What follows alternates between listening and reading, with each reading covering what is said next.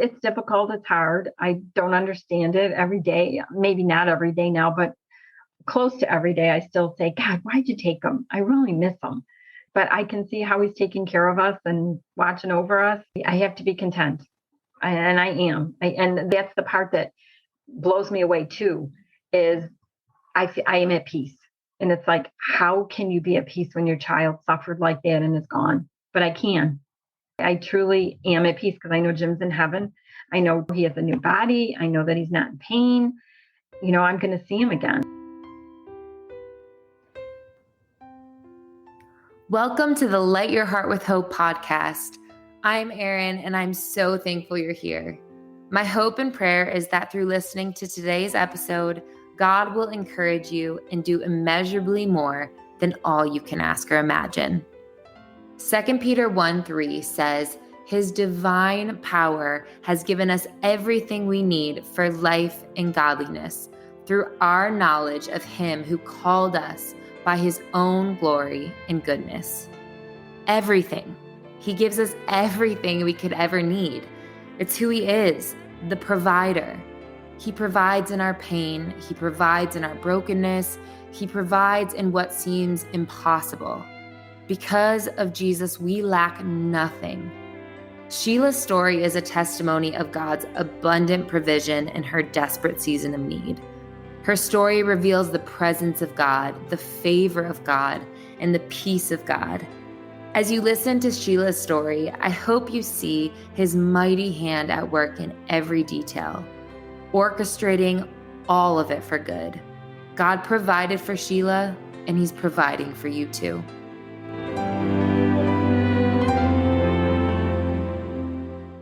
We got married.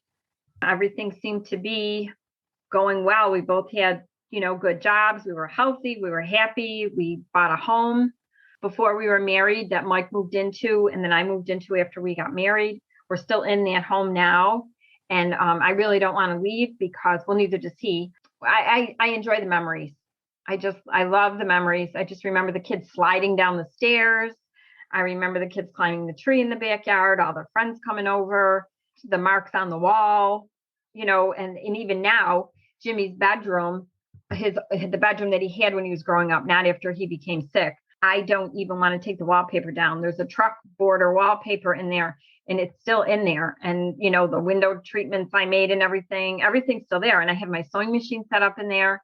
And so when I just need alone time, I go in there and I sew. And then I just feel like I'm surrounded by him. He loves to play the piano. Go in there and I listen to piano music. And I just feel like, okay, Jim, here I am. And then when I'm in there, I just remember different things that he said to me. I remember one time I punished him and I said, you go up in your bedroom and you just stay up there and you think about what you did. And he got upstairs and I could hear him upstairs. Mom, I'm in my bedroom, but I'm really not being punished because I've got my Legos and I've got my books and I've got all my trucks. So I'll stay up here as long as you want. So when I go in there, I think of that story about him too. So when Jimmy was in second grade, before we even heard of leukodystrophy, he was playing the piano. He started when he was about 6. He just kept saying, Mom, I really want to learn how to play the piano. So we did get a piano. We asked the pastor's wife from our church, was a piano teacher. We asked her if she would teach Jimmy. And she said, he's kind of young. I really don't want to do it until he's a little bit older. I said, well, just see, give him some instruction if you don't mind and see if he'll take off on his own with it. So she did. And he just loved it. The book that she gave him, he just practiced it every day on his own and he really enjoyed it. So then a few weeks later, I said to her, Sue, I said, Jimmy's really enjoying this. I said, would you mind doing this again for him? She said, no, not at all. So she did. And she said, wow, he really has a knack for the piano. She said, sure, I'll be happy to teach him on a regular basis. So she did. So it was just something that he really gravitated to. And on Saturday mornings at 6 o'clock, I'd open my one eye and I'd see him staring at me. Mom, can I play the piano? And I'd say, Jim, you really should wait till 7 o'clock. Everybody's sleeping. Oh man, he'd say. So then he'd go downstairs and you could hear him fussing around, going through the piano books. And then, then he'd come upstairs. Can I do it now? So then he'd start to play and he just really enjoyed it. And all the kids on the street they'd be playing football or hockey or something in the street, basketball. And they'd say, come on, Jim, we need you to play. Well, you have to listen to me play the piano first before I'll come out. So all these kids from Jimmy's age up to high school would be standing in the living room watching Jimmy play the piano, listening to Jimmy play the piano. And then he'd play a song and say, okay, now I can come out and play. So he just really enjoyed it. So anyway, then of course, he was diagnosed with leukodystrophy, so the piano wasn't something he could play anymore. But then we were at the walk that Hunters had at Beaver Island. And we were there and we had Jimmy with us and he was in his wheelchair. And all of a sudden I see, and I said to Mike, I said, that looks like Mrs. Scully, who was Jimmy's second grade teacher. Well, she's running over to us and she has tears in her eyes. And I'm like, what's wrong? She shows me this piece of paper that for whatever reason she kept, and I still have it. And it's entitled A Career for Me. And prior to the Beaver Island walk, Hunter's Hope, you had asked if you could do a public service announcement featuring Jimmy. And the service announcement had Jimmy playing the piano. His one song he liked was Somewhere Over the Rainbow, and Mike had videotaped it when he was, fine and could play the piano. So anyway, that music was playing on the radio, it was playing on the internet. I mean, it was all over the place. And so when this teacher came up to me, I said, oh, I'm so glad you're here for the walk. She goes, I'm here for the walk, but this is what I'm here for. This is so amazing. So she hands me this piece of paper called A Career for Jimmy. And in Jimmy's handwriting, it says, I would like to be a musician when I grow up. I think I would be a good musician because I like to play the piano. I need to practice every day so my fingers play the right notes. I'll play the piano on a big stage and lots of people will watch me. And I could also play songs on the radio. I think it would be great to be a piano player. So we all just were screaming and broke down and said, wow, he really got to do what he envisioned when he was in second grade to do on a much, much bigger stage. So that was just totally God, obviously. And it was just amazing. And then the neat thing about this is just the other day, I had to have my piano tuned because, of course, I'm going to be a piano player, or so I think. And so this young man from church, who I really didn't know other than for me to go up to him several times and compliment him on what an amazing pianist he is on the worship team at church. Anyway, he came over to tune my piano. So he said, well, if you didn't know how to play piano, why do you have a piano? So I told him the story of the piano, why we had the piano. So then I opened up the piano bench and I said, I have to show you this. So he read it, and I had just right before that had told him the reason we got the piano was because of Jimmy, but Jimmy was no longer with us. He had tears in his eyes. He said, he looked at me and he goes, Sheila, that's a God thing. So, I mean, even this many years out, it's still something that we can share with people and say, look what God did. So this just touches me so much. You just have no idea. And, even though Jimmy wasn't healed and he's no longer with us, it's just the way God still cares for us. Who would have thought a teacher would have kept a piece of paper for 10 years or whatever it was at that point? And then to think that she would come to the event and give this to us. I just thought that was just so kind of her. But I really believe everything was just orchestrated by God. So, and we miss him tremendously. I mean, we talk about him all the time. Yesterday, we went on the jet boat at Lewiston with Mike, and I went with Stephen and his girlfriend and his girlfriend's family. And when Mike, Stephen, and I were alone, right away, all of us were like, Jimmy would have loved this. So I mean, he's still so much a part of our lives. We really do miss him. God's blessing us, even now. I don't understand why he didn't heal Jimmy. I really, really don't understand. And it's not for me to understand it. But I read through the Bible. And so every time I get to the New Testament, I'm hesitant because it's primarily, or at least in the Gospels, it's all about how a lot of it is about how Christ healed people. And a lot of people he healed, like the lepers. He healed 10 lepers and only one came back to him to thank him. And I think to myself, oh man, I would have thanked you. I would have announced this to the world. And so sometimes it's very hard for me to accept it, but I have to accept it because he's God and he's in charge. I may never know why Jimmy wasn't healed or why Jimmy got sick in the first place. And I have to say that's okay with me because he's in charge. And even though I don't think this is best, he does.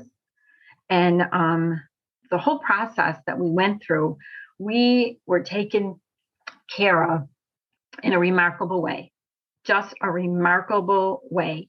Even the way Jimmy was diagnosed, because I've talked to other families and they say, oh, it took us 3 months, 6 months, a year and a half. And all we did was go to the pediatrician. I said, Jim's acting like an airhead. He's tripping. He's not concentrating in school. I said, he's just not himself. I said, look, he's got scratches and bruises all over his legs. And he said, Sheila, he's an 8-year-old boy. My kids look like that too. I said, something's wrong, but I just don't know what it is. That very day, he scheduled a CAT scan for Jimmy that we went to on the next day. And that's where they saw the disease. And then this is just how crazy all this worked out, or just how this is just so God. So then the doctor, the pediatrician, scheduled the appointment with a neurologist for the next day. So I went to the neurologist down at Children's Hospital with Jimmy. And who was the neurologist? Dr. Weinstock. And he had just come to Buffalo. Jimmy was his first patient. And he had a boy at his previous location that had ALD. So he knew exactly what it was. He looked at Jim and he said, I don't see anything wrong with him. I said, well, here's his CAT scan. I handed him the CAT scan. And he said, he looked at it and then went out of the room and came back. And he started prescribing all these tests for Jim that were done that very day while we were there. And one of the people that did his test was Jimmy's Sunday school teacher at the time. It was crazy because his name was Kevin Potts. And he walked out and he goes, Sheila, what are you guys doing here? I said, Jim's here for some tests. He goes, you know what? I'll do them. I'm going to do them. And then he walked out after he did the test and he was as white as a ghost. So I knew something was not right. And of course, he couldn't talk to me. Dr. Weinstock came and explained everything to me. And of course, it was just like utter shock, just, disbelief, because he had taken care of a boy previous. He knew exactly what to do. He knew a test to run. And so within a week, we were in Minnesota. So Jimmy could have testing to see if he was eligible for the bone marrow transplant. So that's how fast everything went. It was remarkable. And then I think it was 5 weeks later. I don't remember the time, but it wasn't that long ago because I took Jimmy to the doctor in July. And by August, we were in Minnesota and back for the testing. And then by the end, I think it was right after Jimmy's birthday in September, they called and they said, we've got 5 donors that match Jimmy. And I was like, 5? Man, I didn't think that was a lot. And he said, oh my goodness. He said, that's a tremendous amount. Then he called the next day and he said there was a cord blood donor that matched Jimmy perfectly. All 6 antigens, just perfect. So then we were on our way to Minnesota the 1st of October. So that's how fast everything went. And then, and our church was behind us. They bought all these plane tickets so that Mike and I could fly back and forth because we knew we were going to be in Minnesota for probably a year or more. We lived at the Ronald McDonald House, which was like the Ritz of all the Ronald McDonald houses. We had our own suite. And it was the only Ronald McDonald House that had a school right in the basement. The four of us were able to go. Stephen was able to keep up with all of his work. Jimmy did work too up until the transplant. And even while we were at the Ronald McDonald House, the pastor of our church and his wife drove out to see us.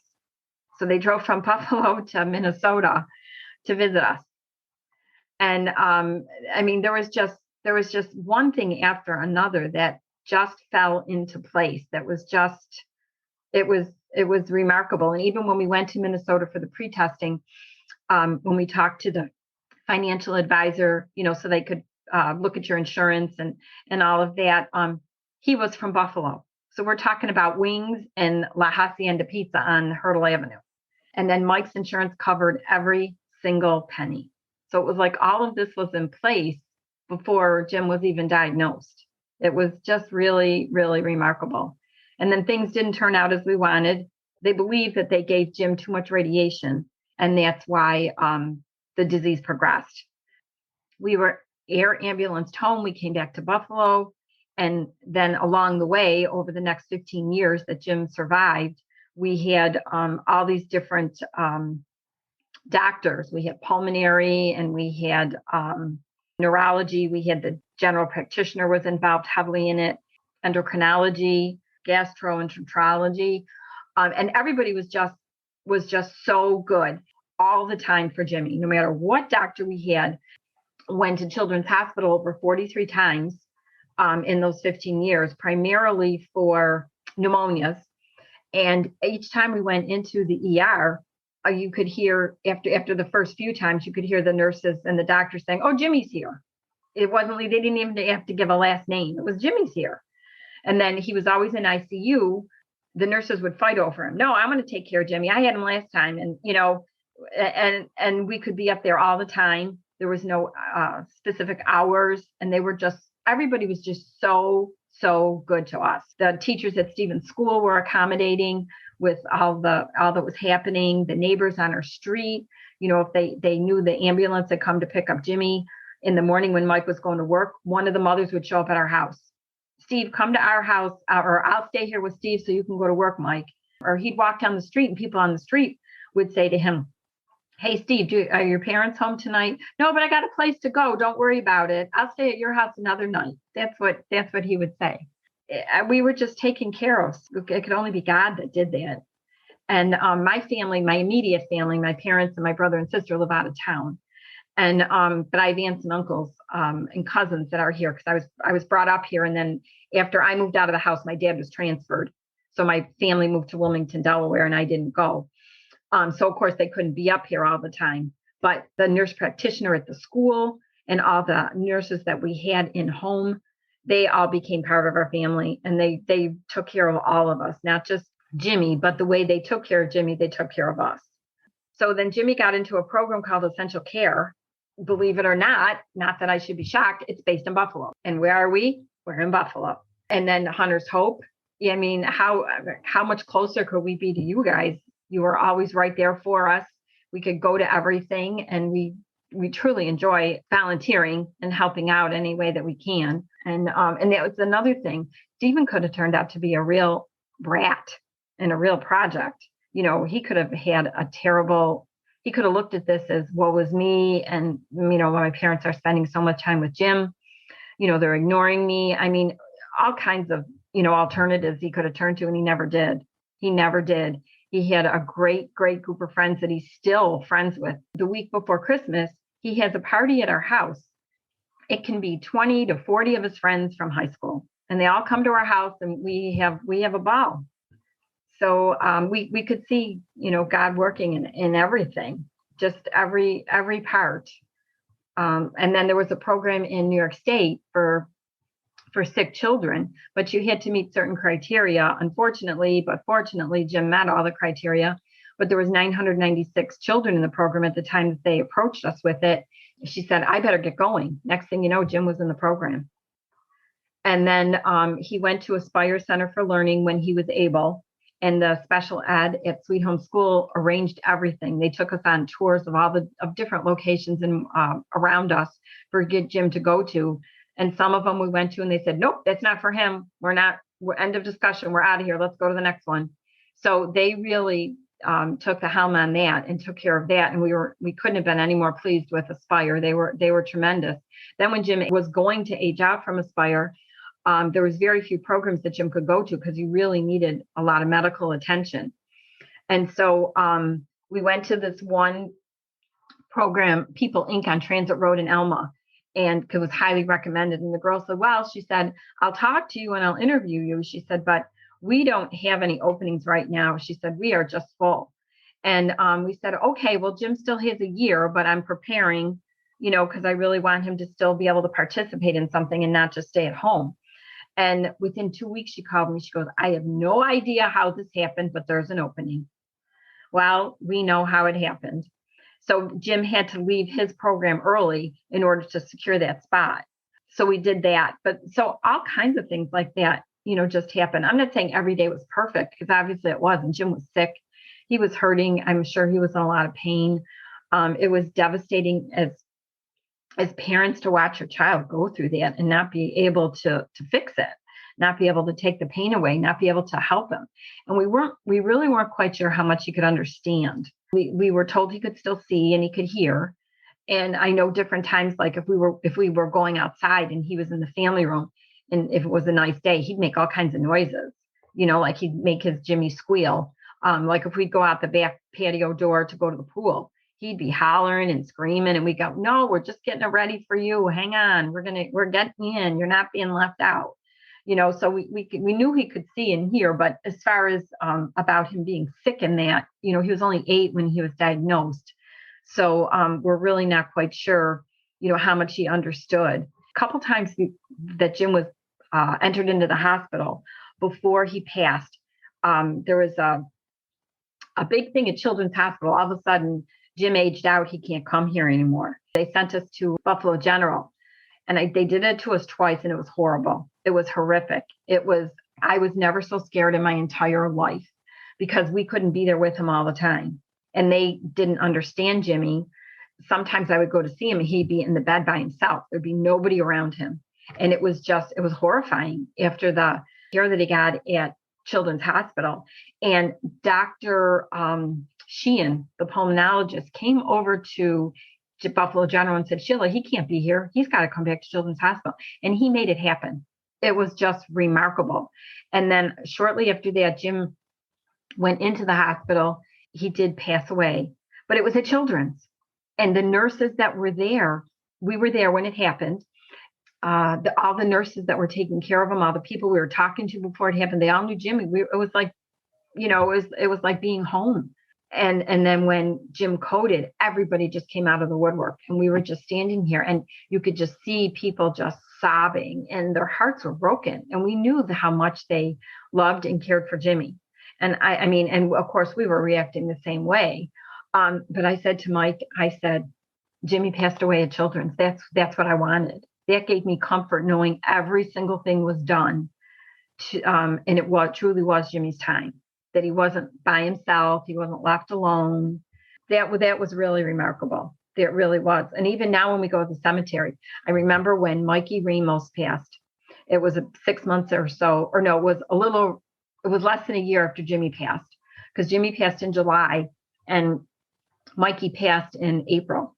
And I remember going to the cemetery because I didn't find out about it right away. I didn't find out about it for like a month or something. But anyway, I remember going to the cemetery and I said, Jim, I got to tell you something. And we always had these spinners. We're going there this weekend because it's Jimmy's anniversary on Sunday. But anyway, we put these spinners there, and honest and truly, every time we go there, it could be as calm a day as ever. And the closer we get to his location, it starts to spin. And I just think, God's just got this sense of humor. That's just great. So I went that day and I'm like, Jim, I got to tell you something. Why aren't you spinning? Why aren't you spinning? And it wasn't spinning and it wasn't spinning. And it was a day that it should have been spinning. And I'm like, well, Jim, I got to tell you this. I got to tell you, Mikey Ramos went to heaven. So you got to find him. And right away, it started to spin as if to say, Mom, we're busy playing catch. Leave us alone. I'll talk to you later. That's all I could think of. That was all I could think of. I'll never forget that. It's difficult. It's hard. I don't understand it. Close to every day, I still say, God, why'd you take him? I really miss him. But I can see how he's taking care of us and watching over us. And I have to be content. And I am. That's the part that blows me away too, is I am at peace. And it's like, how can you be at peace when your child suffered like that and is gone? But I can. I truly am at peace because I know Jim's in heaven. I know that, he has a new body. I know that he's not in pain. I'm going to see him again. That's what I'm looking forward to. And then when I think about the parents with the children through Hunter's Hope and all of us, I just think, man, we're going to have the best party. Can you imagine? Wow. It's just going to be great. And so I have to look at it that, but I see Steve and I see how hard it is for Steve even now, different times he'll say, Mom, I really miss Jim. I miss not having a brother to do things with. And that they were only 20 months apart. So they did everything together. They were a year apart in school. And, they had all the same friends for the most part, because they were still little. They had the same, they had a lot of the same interests, not every single thing, of course, but a lot of the same interests. And I still remember Stephen was maybe 4 years old. So Jimmy was, not quite, was a little over 2. And I remember Stephen saying to me, Mom, I know I'm older than Jimmy, but I don't remember when he wasn't here. And I just love that. That just has always stuck with me, that Jimmy's always been a part of his life and he always will be. And thanks to Hunter's Hope with Jimmy or Stephen being able to work on the board, I think that's helping Stephen too. I really do. A lot that he taught us is patience. He taught us resilience. He just taught us how to breathe and basically accept what's happening, really, because that's what he had to do. He couldn't protest. He couldn't make it end. He couldn't make it stop. He couldn't change it. And so he's taught me to just really accept what I have to accept, because I have the ability to make change. I go a step further then. And then if I can change something for the better, then I want to do that. Just like with Essential Care, when Jimmy was part of their program, they asked me to speak at a couple different functions. And so I said, yes. Then when I got to the functions, there was over 1,000 people there. Well, who in the world wants to get up in front of 1,000 people? Certainly not me. I'm a behind the scenes accountant here. I really don't want anybody to know who I am. But I've got to tell you, I was able to get up there and talk. I wasn't nervous. I just spoke from the heart because I was very passionate about what they did for Jim. And I actually had people come up to me afterwards and say, wow, are you a public speaker? And I nearly fell over because it's the last thing I would want to do is be a public speaker. I said, no, and then I just explained to them, I said, it means a lot to me. And I just wanted to make sure other people understood that. I was a parent advocate for special ed at Sweet Home. If you're a parent, you can become a parent advocate.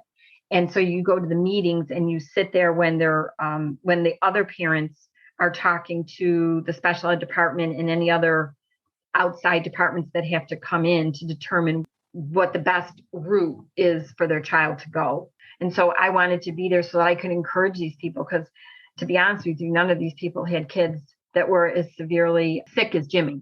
And so when they would, make a comment, oh, my son can't do this, or my son, and I'd say, well, what can your son do?